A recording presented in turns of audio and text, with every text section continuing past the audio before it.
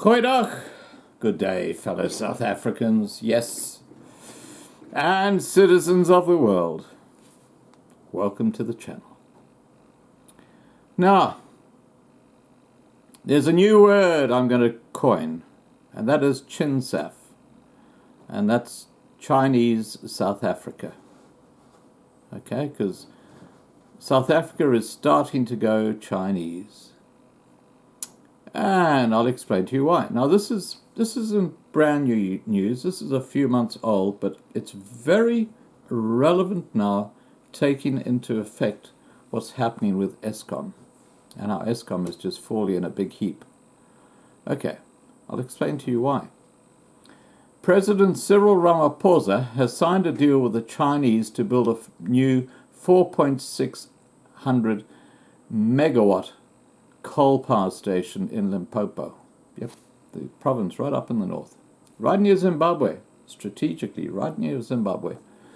The power station will only serve a planned new Chinese-controlled industrial park, which will contain at least 7 metallurgical processing plants. So this power station will only look after the Chinese industrial park that it's associated with. None of that electricity will come to South Africa.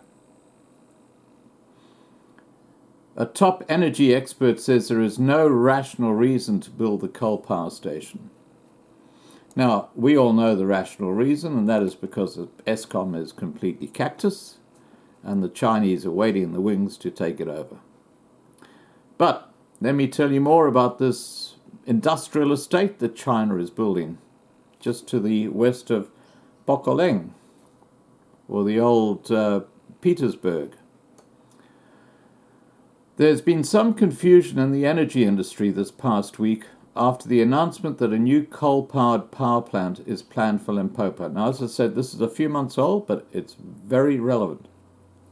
According to reports, President Cyril Ramaphosa linked a deal with the Chinese to build a new 4,600 megawatt coal power plant station during his visit to the country. This came as a shock, as a brand new Integrated Resource Plan, or IRP, does not include any new coal-fired power plants. Now, while we're on this point, let's remember that China seems to have snaffled all the good quality coal in South Africa right now, and a lot of it is heading out through Richards Bay. Whereas Eskom has got these old mines with very poor quality coal, and they're causing chaos at the power stations. It has since emerged that the planned new power plant, called the Power China International Energy Project, won't produce electricity for South African households and businesses. It will only be used to serve a massive new Chinese-controlled industrial park. Earlier this year, 9 Chinese companies committed to invest $10 billion in the Musina Mercado, a special economic zone, at a signing ceremony in Beijing. You notice that word, special economic zone? Special benefits. You can have all Chinese labor. There are tax breaks. There's all sorts of stuff going on behind the scenes that are, backhand deals to people like Ramaphosa. The companies are specifically investing in a large new planned ferroalloy industrial park, which will span 60 square kilometers on an area outside Musina. I'll put a couple of images up after this intro so you can actually have a look at the location and so on. According to the Chinese website for the South African Energy and Metallurgical Special Economic Zone, or EMSEZ as it is called, the park will contain a coal washing plant with capacity to process 12 million tons per year, a coking plant, 3 million tons, an iron plant, 3 million tons, a stainless steel plant, 3 million tons, a ferromanganese powder plant, 1 million tons, a ferrochrome plant, 3 million tons, a limestone plant, 3 million tons, an apartment building, hotel, shopping mall, hospital and school will also be built. And I bet that'll be the best hotel and hospital in South Africa. Included in the plan is the new coal-fired power plant, which according to the EMSEZ website will be built specifically for the project. According to the information on the site, it does not look as if it will deliver any electricity to the rest of South Africa. I can see no rational basis for the power plant, says Dr. Grove Sain, Managing Director of Meridian Economics and one of South Africa's leading energy and infrastructure economists. Firstly, there is currently a surplus of electricity available on the network. The Chinese project wouldn't have to generate its own power.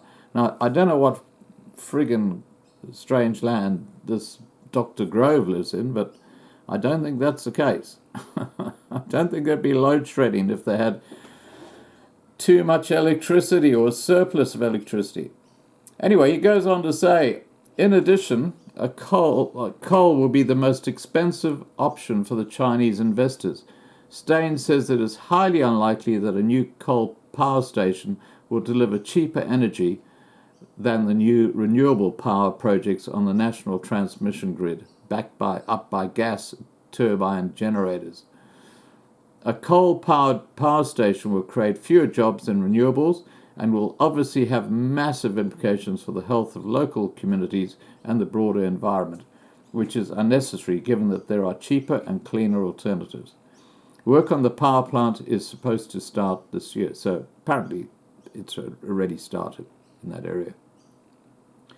According to the EMSEZ website, investors are attracted to the project because of the nearby coking coal reserves, estimated at 10 billion tonnes, as well as South Africa's chrome reserves, 83% of the global reserves, and the manganese resources, 81% of total global reserves. Water from the Limpopo River, 30 kilometres away, will be used in the project. The participating companies will get substantial tax breaks apart from VAT and import duty relief. They will pay a reduced corporate tax rate of 15% instead of 28% for South African companies. Now,